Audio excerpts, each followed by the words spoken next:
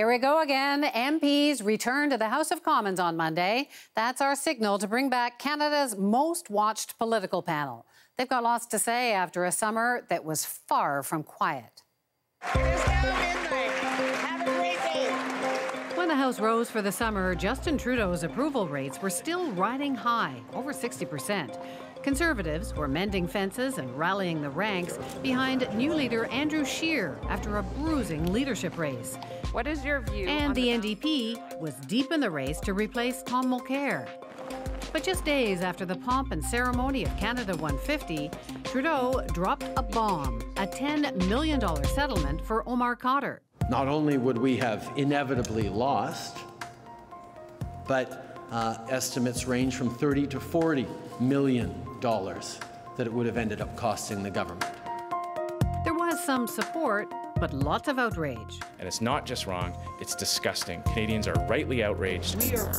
And now Finance Minister Bill Morneau is taking aim at 3 loopholes in the tax code, upsetting small business, doctors, and farmers. We think that those rules need to be changed because we're seeing an increasing number of people taking some advantages that weren't intended for that. Where is he going to stop? And then this. At what point is he going to stop voting for Sharia? My friends, we'll just sort this situation out. We'll be right back. I love you all. These are things that happen. It's okay. It's no big deal. NDP leadership candidate Jagmeet Singh, faced with a heckler, he raked in praise for his response. So lots of juicy subjects for our at-issue panel, so let's get started. Andrew is in Toronto, Chantal is in Montreal, and Althea joins us from Ottawa. Welcome back, everyone. Thank you. Let the fun begin. Andrew, I'll start with you on this whole tax issue. Closing tax loopholes sounds like a good idea, but all kinds of people are mad at Justin Trudeau or Morneau. What's your take? Is this a mistake? Is it an error of communication? What's up? I think it was intended to address a legitimate problem, which is people, just by the virtue of incorporating themselves, being able to reduce their tax by thousands of dollars. Whether the particular provisions that the Liberals have drafted for this are the way to address it is another question. But it's the details and the policy merits, I think, to some extent have been lost in a more general sense among small businesses and doctors, that they've been insulted, that they've been under attack, that they've been called tax cheats, for example, which I don't think the government's actually done, but the message is out there. And so while every time you touch the tax code, you're always going to have some controversy around that, which is probably why they released it in the summer, I don't think they anticipated it to be quite as hot as this. And what you've seen as time gone on is the Conservatives have jumped in, and it's become this contest as to who can best represent average folks, who's on the side of average folks in this issue. The Liberals probably thought, well, they're going to get that mantle by virtue of closing a tax break that mostly benefits people on higher income. But it's been transformed, as I say, into an attack on small businesses generally. And it's going to be interesting to see how that plays out. Who's best able to wear the mantle of defender of the average person? What's your take, Chantal? Well, I think most average persons have not engaged in this debate so far, and will probably become engaged as it becomes an issue in the House of Commons. But that also means that it is much too early to say that the Liberals have miscommunicated and so lost the debate before the battle has actually even started, or even to predict that they will lose that debate. That really remains to be seen. And then they have left themselves some room to tweak their own proposals. And you know what a headline that says government has modified its stance does to a public that is not engaged? It basically says, well, you know, they've done whatever it is that they do, and nobody's going to be happy, but they're fighting for me. So if I were the Conservatives, I'm not so sure I would relish a battle on that particular battleground. So what is going to happen then, Althea? I mean, we've got Liberal MPs offside on this. You don't see that very often. How dire is that, or are changes coming? What's your sense? Yeah, I think actually they did miscommunicate this from the beginning. There seemed to be no communications plan at all attached to the announcement of the consultations basically landing in the middle of July, early July. And you had a lot of members of Parliament basically who got flooded with not just constituency concerns, but from groups like the Canadian Medical Association, from small business groups, lobby groups, who made them feel like, oh no, your seat might be in jeopardy. And there was a lot of people who are not in very safe seats. For example, we were in Kelowna for the Liberal caucus last week. That is a Conservative seat, and that MP, Steve Fuhr, was out there speaking on behalf of his constituents, saying this law needs to change. And when you have so many MPs out there vocally disagreeing with the government and saying, this week we had another one from Audi saying, I'm prepared to vote basically non-confidence in this government unless there are amendments. You know that there are tweaks coming because the government would not allow that type of language out there if they were not prepared to make what Mr. Morneau, the finance minister, now calls administrative changes. But I agree with Andrew. This is a battle that the Conservatives are basically like, they are salivating for. They want to paint Justin Trudeau as a celebrity politician who's totally out of touch with Canadians, the average person. And this is something we're going to hear more and more as the days go on in question period with real life people stories like Jane Fox and her family farm and things like that. I think that's an important point just to pick up on that is beyond this particular issue, that's a broader narrative that the Tories want to paint of Justin Trudeau. So even if they don't, take him down or anything over this issue, if they can add this into the hopper of things they'd like to be able to remind voters of and paint this broader portrait over time of rich elite doesn't understand average folks, that can be damaging over time. But for that, they will have to demonstrate that this is an attack on average folks. That's and right. If they're going to do that, I would suggest that having doctors as the face on this is not as good as having nurses. So, Andrew, what else is there? Go ahead, Althea. I was just going to say the nurses actually support the Liberals with this plan, and the doctors have not. Saying. Yeah, and the doctors have not done themselves any favors. Standing up in the middle of a town hall saying, "I probably make $300,000 a year, but I can't afford to have children." Well, there's a hell of a lot of people in this country who are having children with a lot less than $300,000 a year. So, Andrew, what else do the Conservatives have up their sleeves? We heard there was a lot of reaction on the payout to Omar Khadr. There's pot legislation coming. What else are the Conservatives going to focus on in the next few months? Well, they say also that this question of the border crosses, if it still remains salient, and it could return at any time. This particular thing of the people flooding into Quebec, the Haitian immigrants from the United States, the asylum seekers, it seems to have faded, but it could come back, and they're certainly going to be raising that as to whether Justin Trudeau had encouraged this or had been reckless or negligent on this issue. As you mentioned, they've talked about the Omar Khadr thing. Again, you kind of wonder, yeah, everybody was pretty hot up about it at the time. Is that still going to have much salience 2, 3, 4 months later? But that's certainly something they've been talking about.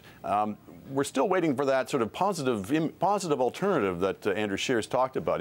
So far, they seem to be just kind of pressing on pretty familiar hot-button issues. But give him time. Maybe maybe this is when he's going to roll it out in the fall, a more broadly positive Conservative alternative. But we're waiting to see that. So, Chantal, how's he doing, the new Conservative leader, and what's the focus going to be? I mean, looking at those summer months, and they are only that summer months, the impression you get is that the Conservatives are still in an echo chamber, and what they think are big hits, or think that resonate within their tent, but their tent is very much shrunk, and there is no sense that they are totally aware of this.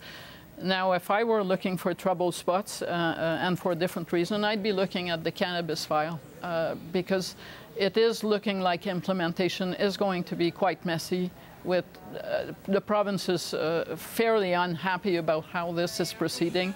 And if you talk to people, I don't know, maybe it's Montreal, but you're more likely to hear about cannabis legislation and whatever is coming down that road than you are about doctors getting tax changes that they don't like.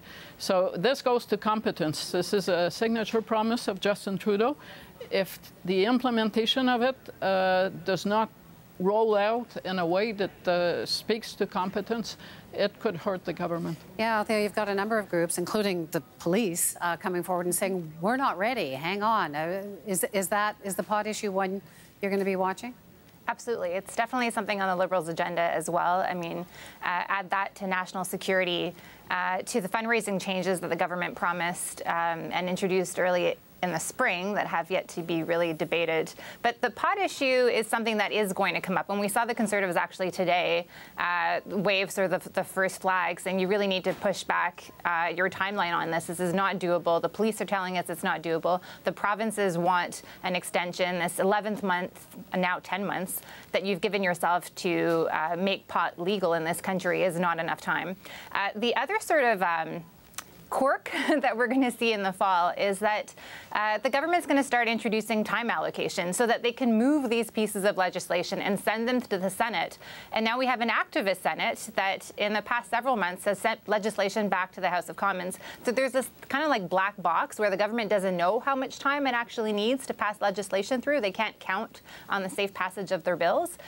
So we're going to, I think, hear a bit more about some procedural anger issues from the opposition as well, saying this is not the type of parliament that you promised Canadians. Chantal, I'm going to come back to you on the NDP, assuming the big focus there, of course, is the leadership race. We saw that little clip of Jagmeet Singh being confronted by that heckler. Like 50 million views online. It's created quite the sensation. So is he going to win? No. What's going to happen? What should we expect in the leadership race? Well, one, I don't know if Jagmeet Singh is going to win, but I do know that this video could help him on the first ballot, or it could translate into more support on the second ballot. It probably makes it easier to support him for many NDP members who don't really know yet what to make of him than if it hadn't happened. That being said, regardless of who's going to be elected leader of the NDP, this is a party that is going to face serious unity issues. The transition is going to be difficult. So, Andrew, Jagmeet Singh seemed for many people, or probably many Canadians, hearing about him for the first time this summer. What's going on? Is it just that he's got a nice wardrobe and he's clever, or or is it division that Chantal is pointing to? What's going on? He's very likable. He has a presence to him. He's approachable. He's got a lot of those kind of EQ political talents that people are looking for, especially in this day and age. Something of the same appeal as Justin Trudeau in that regard. I think the fact that he's a visible minority is obviously a breakthrough as well, and that gets people excited, particularly in the NDP, which likes to feel it's on the forefront of these kinds of issues. And as Chantal mentioned, you've also got a party that's very divided over a number of different fronts, particularly between its traditional base outside Quebec and that base that it established in Quebec and it's trying to hold on to. And so the issue of Bill 62 in Quebec on the use of the niqab in public services sort of detonated in the middle of this campaign and caused people a lot of grief. He was able, I think, to sort of sidestep some of the flack from that, and maybe Faute de mieux has emerged stronger as a result. I don't know if he was able to sidestep the flack. I think he walked right into the flack. In fact, Pierre Nantel, one of the NDP MPs, suggested that some of the candidates, basically everybody other than Guy Caron, won't be able to win New Democrats supporters and basically soft nationalists because they don't want to have the federal government interfere in their sphere of jurisdiction. I think it's actually caused this kind of like mini bomb in the NDP leadership race that Mr. Caron nicely planted there because he wanted to distinguish himself. Mm-hmm. Well, all leadership races, I guess, divide parties to some extent. Andrew, and then quickly, Chantal, what does it mean, I guess, beyond that party? What does it mean for the other parties, the impact of a new leader? The NDP didn't do as well as hoped in the last election, as well as they hoped in the last election. Well, it changes the game in a variety of ways. In Quebec, a weaker NDP is probably good for the Liberals. Might be good for the Bloc Québécois, remember them. Vaguely, but yeah. It could also be, I mean, depending on who is leader, the NDP believes, for instance, those who support Jagmeet Singh, that the NDP could be more competitive in the GTA, in the suburban diverse communities in BC. Well, that is something the Liberals would obviously take seriously. So, yes, depending on who is leader and depending on the strength of the party after the leadership, you could see some movement and some of it to the advantage of the Liberals and others posing new challenges. 2 sentences, Andrew, you agree? The Liberals have had a lovely time in the middle with two parties, neither of which had a full-time leader, a permanent leader. Now the game is on. Both of them have leaders, and the center ground is going to be really under attack from both sides. Wonderful to have you all back. Thanks so much. Thank you.